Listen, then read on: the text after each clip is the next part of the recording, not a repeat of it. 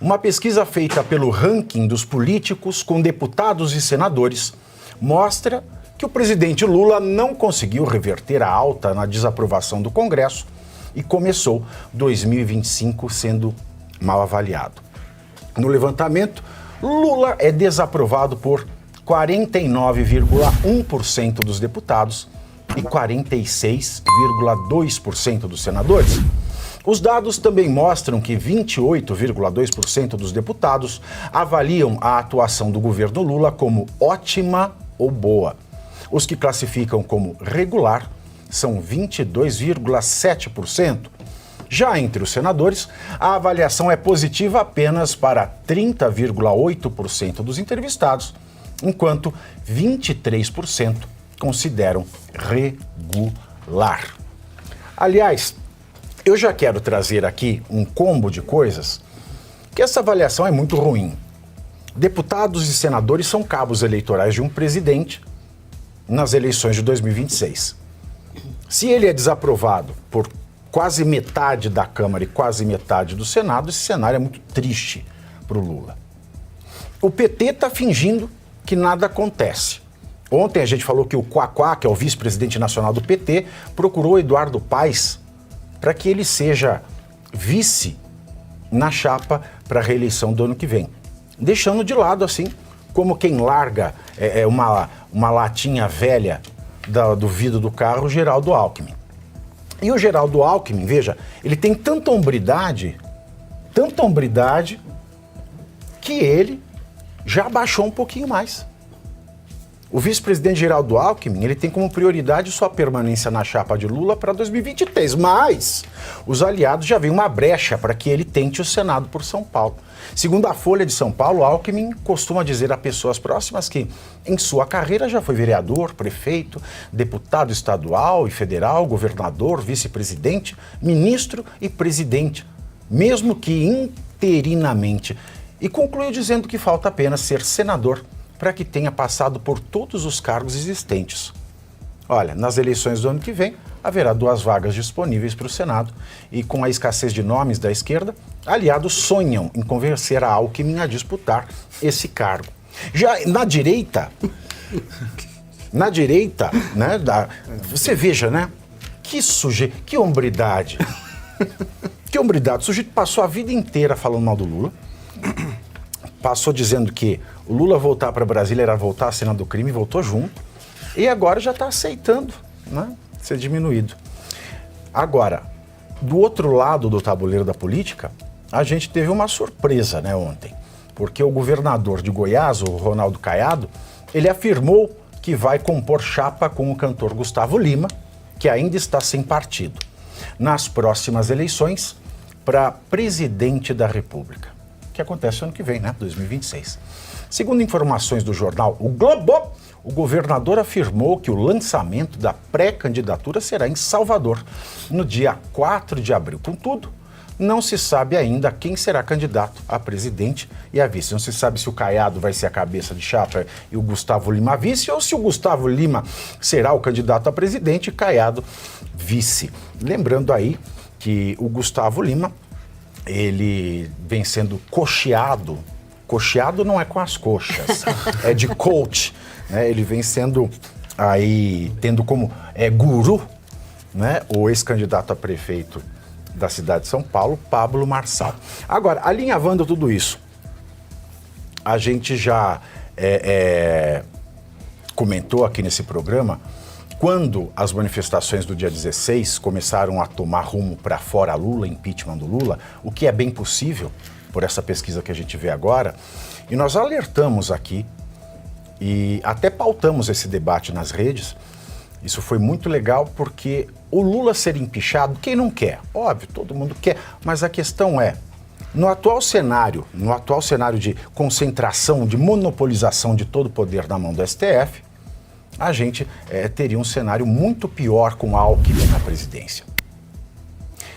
Já percebendo esse movimento, o Lula começa a se descolar do Alckmin, Alckmin começa a se descolar do Lula, é possível que o Lula seja empichado, é possível que Alckmin seja o candidato cabeça de chapa, é tudo possível.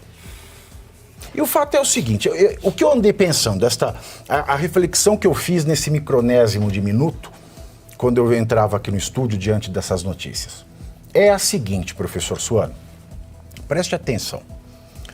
Quando o governo Jair Bolsonaro começou, né, a fazer a coalizão com o Centrão, ele perdeu conexão com o seu eleitorado. Perdeu.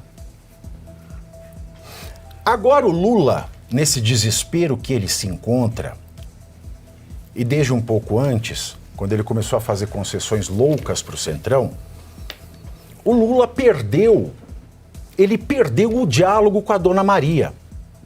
Ele perdeu o diálogo com a base dele. Aí todo mundo fica dizendo que é impossível governar sem o Centrão, etc. e tal. E aí entra a reflexão das palavras.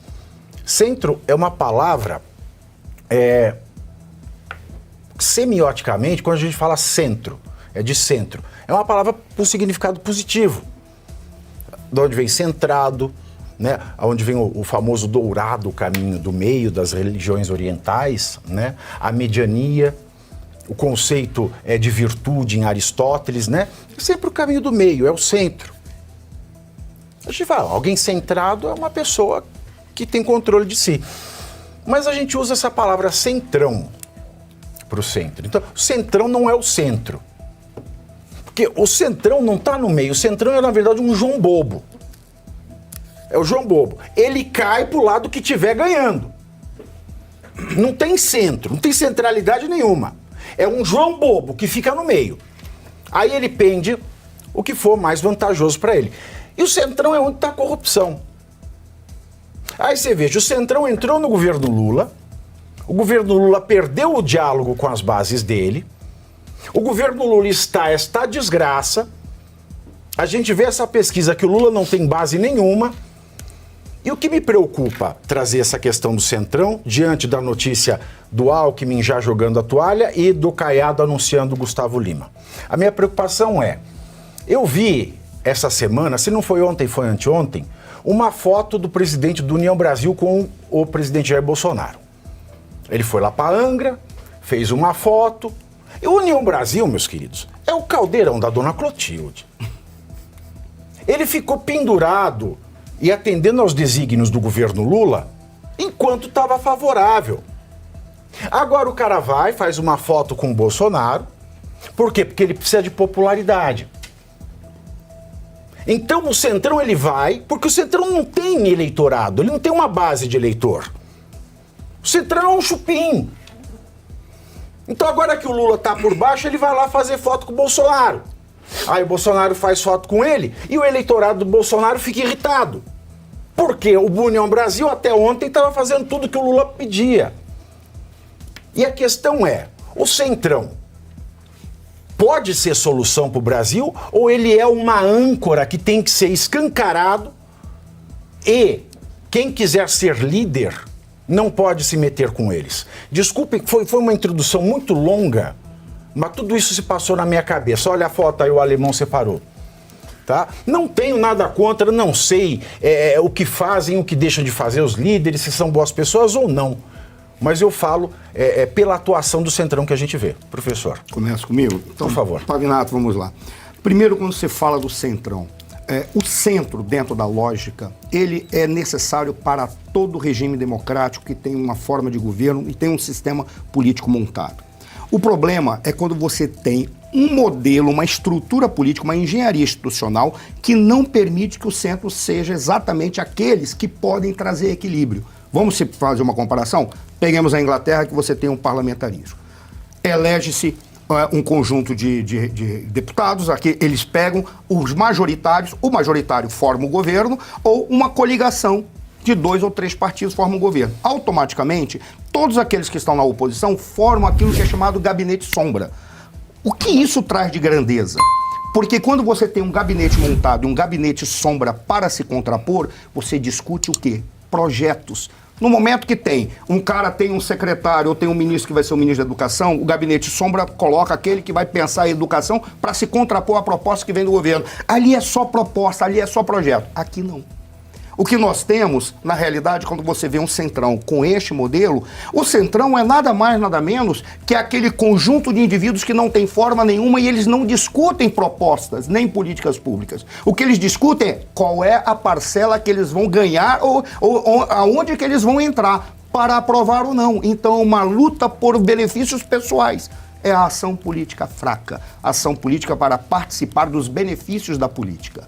Esse é o grande problema do centrão no Brasil. O nosso modelo, o nosso sistema, ele não permite, por exemplo, que haja coalizões. Nós não temos coalizão no Brasil. Coalizão é coisas diferentes se reúnem, recusam parte de si próprio para produzir um projeto conjunto que leva até o final. A coisa mais próxima de coalizão no Brasil foi a federação de partido, que veio apenas para resolver um problema pontual, uma porcaria pontual, para dar vida para partido nanico que não representa nada. E não para ter uma coalizão de verdade. O que nós temos é coligação. Reúne-se pessoas que não se gostam, mas odeiam especificamente um determinado indivíduo. Ninguém renuncia a nada. Eles se juntam para ter força para destruir alguém. Quando eles destroem esse alguém, ficam olhando para a cara do outro e eles ficam negociando entre eles, indiferente para políticas públicas. Esse é o problema. O nosso modelo gera um centrão que é nada mais, nada menos que um balcão de negócios e uma casa de tolerância. Porque é isso, e eu falo isso até para chegar naquele ponto dessas pesquisas que foram apresentadas agora, que falam que deputados e senadores, 46 de um lado e 49 de um, simplesmente discordam ou não gostam do governo Lula. Uma pesquisa mais adequada, eu não quero ser chulo, tá? Mas seria pegar aqueles que historicamente ou ao longo desse processo têm demonstrado que por ideologia, por valores, por honra, por dignidade, se mantiveram contrários ao governo Lula e até aceitavam uma ou outra proposta que é carregada de dignidade, mas não por culpa do governo Lula, é porque ele não tinha outra opção. E quando nós vemos isso, não são 46 ou 49,1% que discordam do governo Lula, não. É menos da metade disso.